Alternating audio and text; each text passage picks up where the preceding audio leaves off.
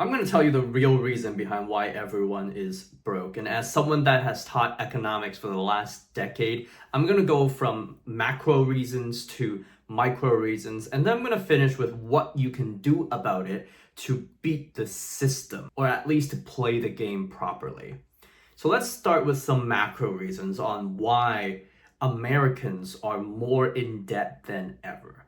Number one, capitalism favors those that can allocate capital. The system is literally rigged for those people who can make money, that have the skill of making money through a business. A business as a vehicle to make money is taxed less because a business creates jobs. Not only that, once you're actually making lots and lots of money for a business, you can borrow money at cheaper interest rates. For example, Jeff Bezos literally doesn't even pay an income tax. He can literally borrow money at a lower cost than if he paid himself millions of dollars from Amazon, because he would be hit with a higher income tax. Instead, he could just use equity as the collateral, for example, to borrow money from the bank. And banks are happy to lend him money because he's Jeff Bezos, and interest rates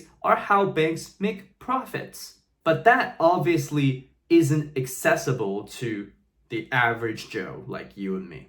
The second macro reason is that in today's economy, debt drives growth. And I'm not saying that without debt an economy cannot grow. It can, but with debt, it grows even faster. And debt, when you really think about it, is the reallocation of money from those that do have it to those that do not have it at a cost. The problem is if it ends up in the hands of those that do not have money and they are unable to generate enough money to cover the cost of debt and pay it back in the future, they become slaves to the people who lent them money because they constantly have to be paying back their debt. So this is people who are in credit card debt, people who have car loans, people who are just in debt over their heads. The banks and the corporations are the ones making the most money. You are literally driving their growth via debt. Now, the bad news about debt is whenever anyone takes out debt, we are borrowing money from our future selves. Like, there will come a day when we have to pay that money back. And chances are, if you take out a mortgage at 5%, 6%, eventually you will have to pay all of that money back with your income. The issue is with corporations, they can refinance. They can refinance at a lower rate. They can borrow money to pay back the old debt ethically. Businesses use debt to drive growth, and that's great in good times and when we can pay it back. But in bad times, if even businesses that used to make millions of dollars can go under and go bankrupt, then how much more could a depression or a recession or getting laid off affect an individual that is in way too much debt and is using that money not even for investing purposes or something that will generate a return, but just to spend it on a vacation or nice stuff. And so the rich use debt to make more money. The poor use debt to cover their living expenses.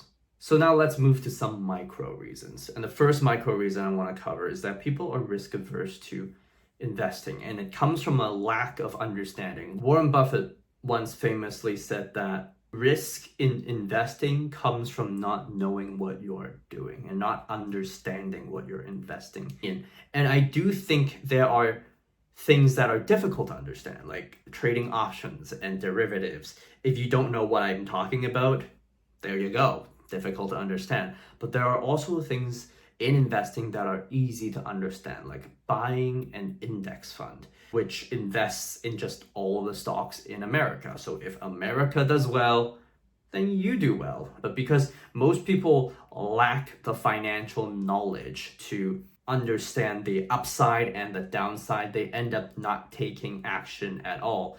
And that action is actually what ruins them financially. Because remember, The economy is set up for corporations, and corporations like to make more and more money over time. And how do corporations do that? They raise prices. And so inflation is a thing that the government loves, because not only does it allow corporations to make more money, it incentivizes you to work harder, to earn your keep. And so if you are just leaving money in the bank, you will get poorer and poorer and poorer, because the purchasing power of that money will decrease for as long as you leave it in the bank. Let's say you're saving money towards being a millionaire, and let's say you work a pretty average job, and in 30 years you finally save $1 million, and you're like, I'm finally a millionaire. To put things in perspective, at an inflation rate of 3%, $1 million 30 years from now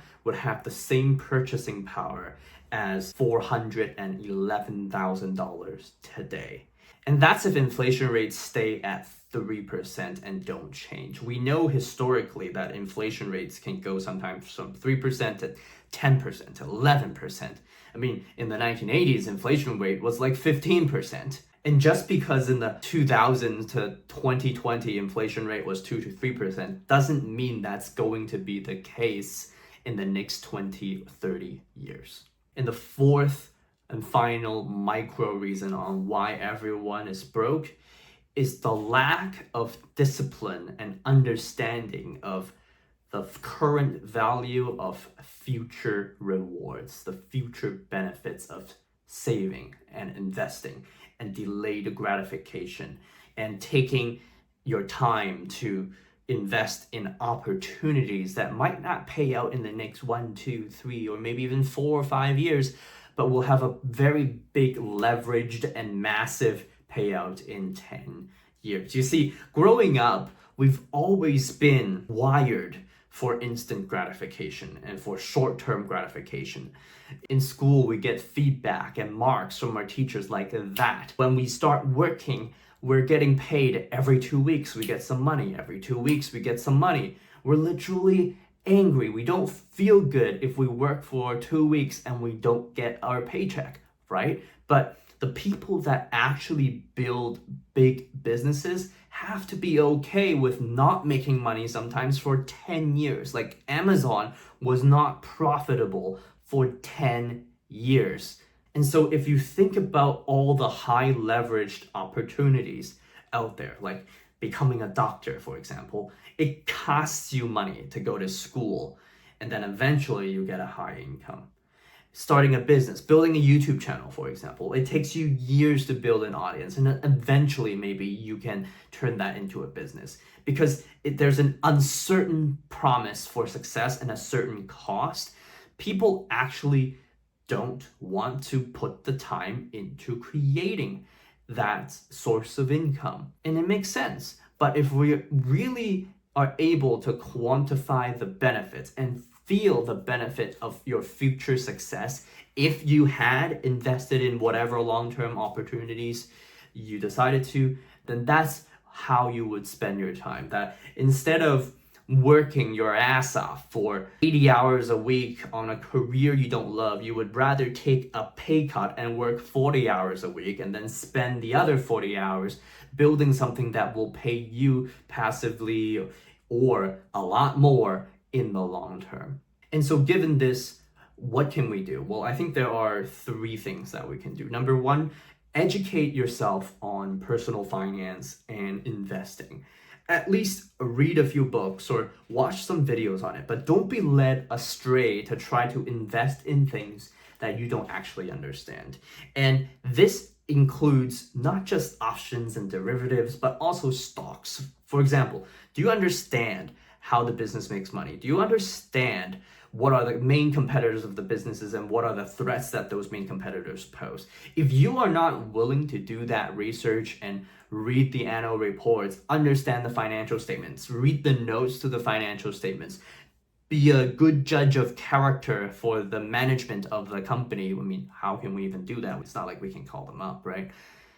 Then you probably shouldn't invest in individual stocks. Instead, stick to tried and true methods like an index fund that historically has averaged 7 to 10% over 20 years. The second thing you can do is practice delayed gratification. You don't have to buy that bag. You don't have to buy those clothes. You don't have to buy that candy bar. You don't have to eat out. Your side hustle doesn't have to pay you an hourly wage. And in fact, you should be okay with your side hustle not paying you a lot of money in the beginning, because you know there's a lot more upside to be had if you're just disciplined and persistent with it. And then number 3, if the system is rigged for capitalists, if that is the case, then why not consider taking advantage of the system to make more money, to start your own business on the side and take advantage of those benefits? And so that's actually a part of what I call new financial minimalism. And if you want to learn more about the principles of new financial minimalism, just watch the video right here.